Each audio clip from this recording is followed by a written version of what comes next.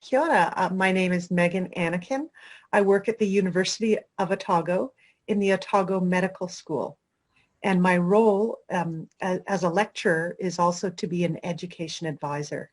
So most of my work is having conversations with busy doctors, nurses, other allied health professionals about how they teach predominantly our medical students in the clinical years of their education, of their undergraduate education. I'm not medically trained. I was a classroom teacher for 3 decades before I did my PhD.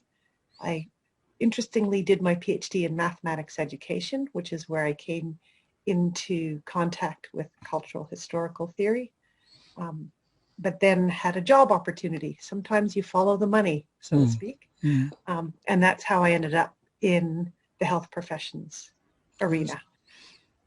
I work in an education unit, and you haven't met those people. You have met my writing group members, which are a lovely group of women who are largely new to educational research. You met a nurse, an oral hygienist, an emergency room doctor, another doctor who's doing her PhD with me. I've collected a few more people since you joined our group a month ago too. That's great. So you have a little center for research in medical education going on there. Yeah, I call it our writing group, or I use a Harry Potter reference, the room of requirement. The only requirement is the commitments we make to one another. We don't have to do homework between meetings because people are really busy. So we create the magic together when we meet. And that really keeps us motivated because we don't feel bad if we don't do things in between meetings, but then we're totally engaged when we're in the meetings. I don't directly teach our medical students because I'm not a doctor, that kind of doctor. But I do give a lot of educational advice to our busy clinicians. And what I've noticed in the 3.5 years I've been at our med school is that our students, our medical students, do not have major issues learning. To get into med school, they've been expert learners. What I think they're most challenged with is navigating that space between being an expert sponge or student that got them into med school and turning into a practitioner who understands patient-centered care, who understands how to interact with people. Some of our best medical students have been ones that have had a gap year or done another degree or come in as a slightly older person and have had some sort of career. They've had Barista 101, so they know how to interact with many different kinds of people.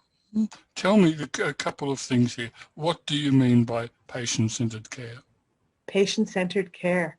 Well, if you know anything about medicine, you have to have a lot of medical knowledge. You have to understand anatomy. You have to understand physiology. You have to understand the origin of disease, how body systems work, how medicines work. You have all this knowledge. Traditionally, medical education would be filling up these young people with this knowledge. We're now living in a time and a place where that knowledge is ubiquitous and accessible in multiple places. People do not have to go to lecture theaters to get this knowledge. What is really important is using that knowledge with others, making that knowledge accessible, visible, translatable into patient-friendly terms. Incorporating the patient. Where is patient-centered in that? Where is patient-centered in that? The idea of not only taking a history from a patient to find out about their ailment or their condition or their problem or issue, actually having the patient involved in that whole care process all along the way. In New Zealand, we also have a cultural imperative around our Treaty of Waitangi to make sure that we include family, whānau. So it's not just the patient who makes the decision, it's often the whole family. Having that cultural imperative also makes us very aware of our patients' rights and responsibilities for consent, for confidentiality, for approaching the patient with a great deal of care and thoughtfulness in the caring process, if that makes sense. It does. How do you go about then turning these walking textbooks into people that can collaborate with their patients and their families? It is quite a challenge. I came into my job with a colleague studying clinical reasoning, which is the magical dust, pixie dust that gets sprinkled on medical students as they're going through the program and they emerge as doctors. There's this invisible thinking skill they develop, which doctors like to call clinical reasoning. When you actually try and start studying it, obviously it's an invisible process. So how do we find indicators of this thinking process going on? And how do we see it developing in students so that it becomes that tacit, seamless, invisible, idiosyncratic thing that each individual practitioner does, but we try and teach it systematically and visibly to students. Med schools around the world have been doing this, and no one has found the absolute best answer yet. The big transition, I think, occurs in the clinical years of our program. If you see our students in the first 3 years of our medical program, it would look like a typical university program: lectures, tutorials, labs. But once we place our students in the workplace environment, that is where the penny starts dropping for them. That is where they move out of the textbook or out of the knowledge and into becoming this practitioner. It's very, very challenging. It's very frustrating. So if I think of cultural historical theory, it's filled with these dramatic moments, these moments where students start truly developing, if that makes sense, rather than just acquiring the pile of firewood. This is where the fire starts burning. They're in the clinical setting. They're often assigned to a team. So for example, the student might be in a general medicine ward and he or she is attached to, let's say, the respiratory team or the cardiology team. And that will have a senior consultant, a registrar, house officers, often an older medical student, one of our 6-year students that we call trainee interns. And then we would have this year 4 student, this brand new novice in this learning environment. Often their biggest concern the first day is where to stand in the room. Can you give me like a unit of analysis, a germ cell, if you like, in its simplest form, the act of a student learning something? Sometimes the students are very frustrated because they don't step into that consultation space. Where students feel most welcome is often they're allowed to observe. Sometimes they're actually encouraged to engage with the patient and do part of the consultation with them. So they're actually invited in to give it a go. And then there's the debriefing that often happens out of sight of the patient, because it's safer for both the patient and the student, in the hallway with the consultant or the registrar or the house officer. It can be any of the people in this wonderful medical hierarchy who start that feedback session by saying, what did you notice? You know, it helps them start making sense of the interaction they saw so that they start actually using that medical knowledge and seeing how it manifested in that person. Often the students will say, it was amazing how you did that. How did you know this is what they had? Because it feels like magic. And they're struggling to go through the memorized list of questions. The consultant comes in, looks at the patient, says hello and one thing and says, oh, you have this.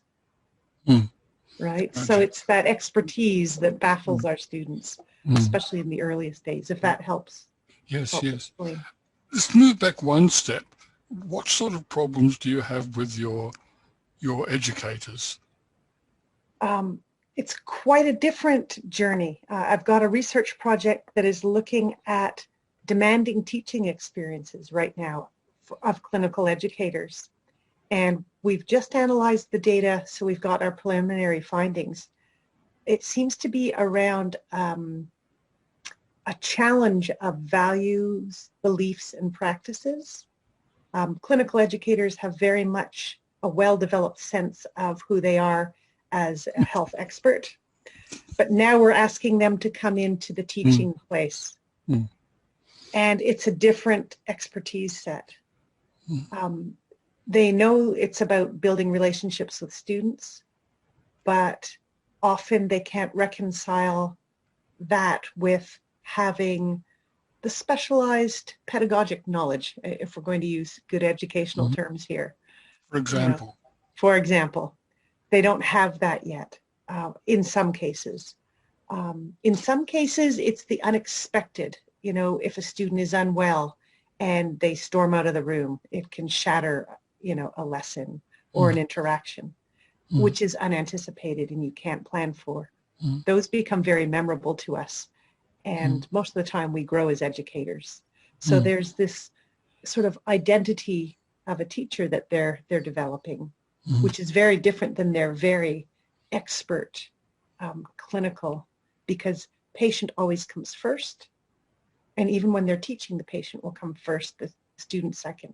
And that develops often a big tension in teaching. Is that helpful? Yes, yes. You've been doing research yourself. Can you tell us about your research? Yes. This in 2019, 2020 was a little bit of a calmer year for data collection because of the COVID situation and the disruption for students.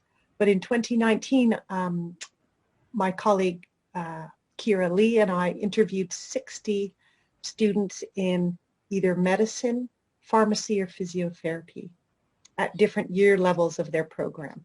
And we asked them to describe how they were learning to make decisions. And we got them to tell us a few stories of their experiences, and then we went for the jugular and went to the abstract and said, what does the decision making mean to you? What are the knowledge, skills, and attitudes? How is it different when you do it alone or collaboratively? And we've just finished analyzing those data, and we're just starting to write that up. It's really, really exciting because I've got my big spreadsheet here. I can see you of our coding. It's lengthy. I mean, we've been working on just about a quarter of the data set for 3 months, but we broke it down into manageable pieces, and you get really excited. It's not mind-boggling. It gets really exciting, but it's like a jigsaw puzzle, and you can't see the pieces, and you can't see the picture. You don't know how big the pieces are, but as you play with them, they start forming shapes and coming together so that you see this portrait. So we've really got sort of 4 main findings. So I'll share them for you. Yeah. We found there's the foundation components, those foundation knowledge and skills and dispositions that they're taught, the sort of ideal, the textbook, the, you know, this is where you're headed. Then they talk about the ways they enact the process of decision making. And they largely view it as an outcome, not a process, which is really fun. That's unsurprising, perhaps. They also talk about how they enact this process. And it's a lot about confidence and openness and flexibility. It's really exciting. The flavors, we're calling it the flavors of confidence and openness. And then they move into how does this happen in the real world? So we've got this, what we're learned, what we think the process is as students that we've experienced, and here's the context we're in. You know, it's a busy, urgent work environment. There's some social hurdles. There are hierarchies in medicine you have to navigate. People have opinions and perspectives. You have to have quality decisions, otherwise the patient dies. It's a time-pressured environment. And then they talk about experience. This magical thing called decision-making develops with experience. And what is experience? So we probed that a little bit. And then the fourth sort of big set of findings around, right now we're calling something, I don't know if we've got the title for this yet, but it's around negotiating their place along this journey of becoming this decision maker. And it's, you know, they acknowledge it's a tacit process. They are learning to appreciate that you have to have flexibility in this process. Even though they learn a checklist, they realize every patient's different, every doctor is different. Some of them have a real challenge with that. They know it's a core component of a health professioner's identity, so they know that that's something they've got to develop. For many, it's still a mystery because we did interview year 2 students and not just final students, but we found the mystery in all levels of students we looked at, because everyone's at a different place. And I guess that's the beautiful connection to Pershivanya that Vygotsky gives us. They described it as a struggle. It was very hard to do. It's not black and white, no hard and fast rules. But they also had this idea that almost contradicted it, that it was systematic, that, you know, you're never supposed to guess, that, you know, there are decision aids in it. So there's a whole bunch of beautiful contradictions in here. Hopefully in a few months you'll be able to read our paper when we've written it up. Right. So Now, you're getting the first version of our results there. That's nice.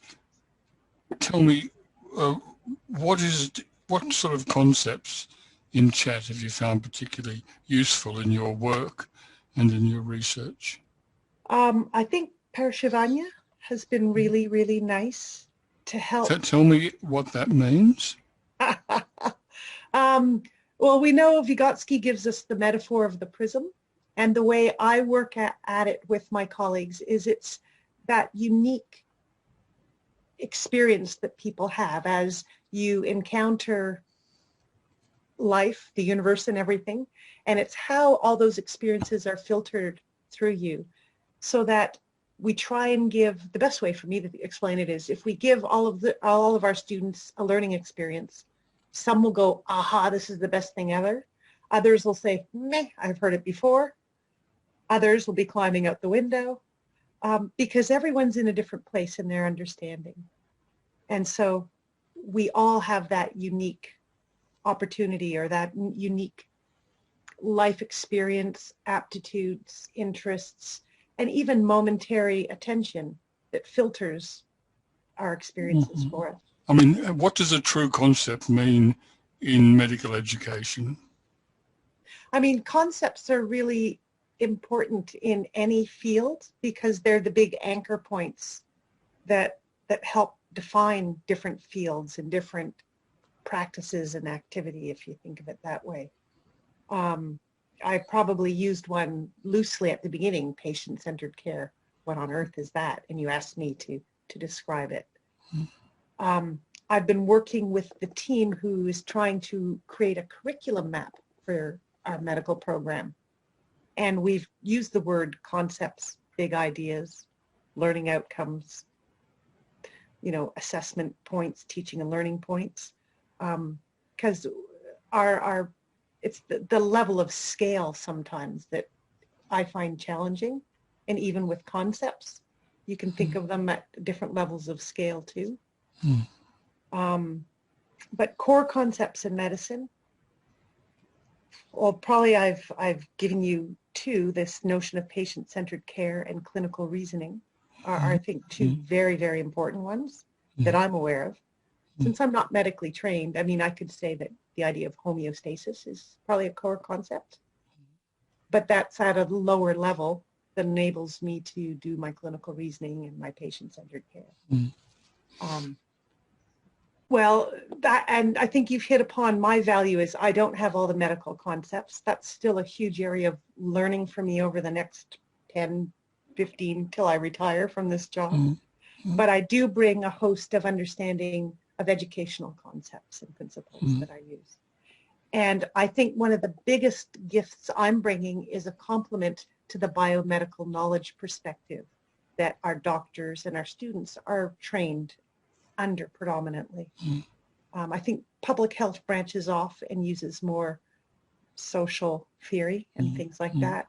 But by and large, to create a doctor, they come from a positivist universe where here are the facts, and if you draw blood here in Dunedin, New Zealand, or in Melbourne, or in Timbuktu, it's going to have red blood cells and iron content, dissolved things that are reliable.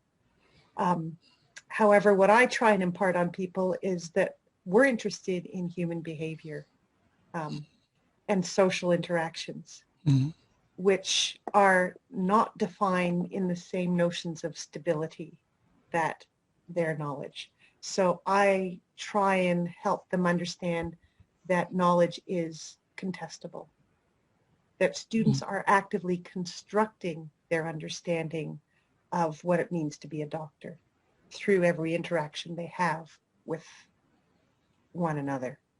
How do doctors nowadays understand the diagnostic manual?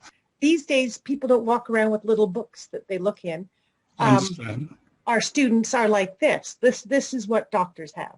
Yeah, right? but you'll find the diagnostic manual on your phone. Exactly. So that's where they'll do it. However, when students are on the wards, a lot of the doctors I talk to say, I just want the students to put away their phones. And in the old days, it would have been put away their books. Yes. What I want them to do is engage with whatever's in their head and the moment we're in and the conversation we're in. Because that's where the real learning is happening, is through them taking out whatever they have and seeing how it's being used and why it's working or not working. And it's in all those little moments, I think, that our clinical educators are finding are those germ cells for learning and development, not the big ahas or the big long explanations or grand rounds or sitting in a lecture anymore. But they're taught the contents of the diagnostic manual in their lectures, aren't they? Absolutely. Yeah. But they go into a clinical setting and they're told to leave it in their pocket. Because it should be enough. The big ideas are there. They can go back later and check the detail, and they're always encouraged to go home and read the manual and do the reading for the next day. So that's that follow-up. But the clinical educators who I really appreciate and I think who are helping our students develop, because our students say these are our really best teachers, are the ones who are often saying, put down the book or put down your phone. Let's really have a conversation about this. Good. Anything else you'd like to tell the world about being a medical educator? It's a scary place. Actually, it's actually a really wonderful experience because I get to work every day with lifelong learners, people who are excited about learning, because to be a healthcare professional, the knowledge is moving forward all the time. And they really care about what they do. And working with doctors, because the Hippocratic Oath includes the idea of educating the next generation, they're open to teaching and learning. Do they respect you and your knowledge? Doctors are teams of experts, and when they get to their limit, they're happy to consult someone. So because I've taken the time to develop a PhD, they know that I understand teaching and learning principles really well. They value my input. I just had a beautiful conversation with a doctor who's quite senior. I'm sure he's about 5 years away from retirement, but he's so busy doing his doctoring, he hasn't gone for promotion to professor. He's well overdue. So he was very happy to have a consultation with me about writing his teaching profile.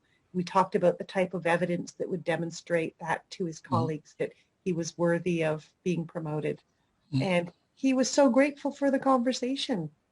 You know, he said, I didn't realize that I knew all this stuff and I could do this. So I'm able to be approachable. And that to me is great evidence that I do have an expertise and a place in this medical universe. You don't get any pushback from, highly qualified, sort of distinguished medicos when you, as someone that has no medical knowledge as such, as wanting to tell them something about how doctors should talk to their patients, for example? I have had pushback too. So I have been told that I don't know anything about medical education because it's different than education. So I have had that as well. So not everyone has welcomed me with open arms.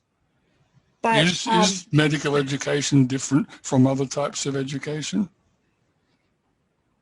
I noticed that children and young people learn the same.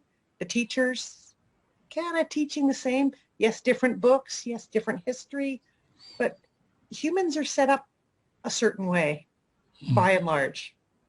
We might argue about what's important to learn, but there are some foundations. And I think that's the biggest difference. And perhaps my colleague who did not appreciate me doesn't understand the education principles are very transferable. Yes, medical people, when they write their research, they like to make it very succinct, very to the point. I've even written a qualitative study up in 1,500 words. I've noticed that medicos, when they're doing research, are very, very exacting, like lawyers really, about sources and, making statements with, that are authoritative rather than making statements which are a bit vague or open-ended. And absolutely. And in my writing group, we've had to talk about what is hedging language. How do you make statements? I mean, often my students will write, these results prove that students have learned this. And I'm going, no, we haven't proved anything. Our findings may be interpreted to suggest, or they indicate that, because, once again, it's an invisible process. And our findings are indicators of an invisible process. So we never have that direct relationship. We can say, the blood had this much oxygen dissolved in it because we have tests that can say that. We don't have that for education, for many of the phenomena we study. So that move out of that positivist biomedical universe into that more socially constructed universe that is subject to negotiation. But most of the your colleagues who are medicos, understand that distinction? I'm introducing them gently to theory. And a lot of the medical education research traditionally up to a few years ago has been generally devoid of theory. It's written up very much, we wanted to see how the students learned this. We did a double-blind randomized controlled trial. Half the students got this teaching method, half of them got that. We ran the stats and what do you know?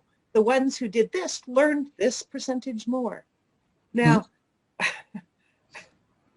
and therefore we advocate that you teach this way. We're going to, once again, that invisible process. Theory helps us in education have ideas about what's going on in people's mind because learning can never be seen, right? We can only take indicators of that. So a lot of the research is on the observable phenomena. We taught them this. They said they liked it. A lot of it is just student feedback, course evaluation information. Sometimes they'll say, well, we taught them this, and when we tested them after an hour, what do you know? They knew so much more. But that's not necessarily translating into practice either. That's right. Where I'm bringing, I guess, the theory in is trying to introduce the idea that we're making observations, but then we're also interpreting them in a social context or in relation to some of these concepts that you've tried to get me to talk about, right? Well, the questions everybody brings me, we end up in the qualitative space because it's easy to say, okay, how much did students learn? But why was the student struggling? Or why was this piece of the medical curriculum so challenging for them? Those don't give us those quantitative answers. Like a number is not going to give us insight in how we should change our behavior as teachers.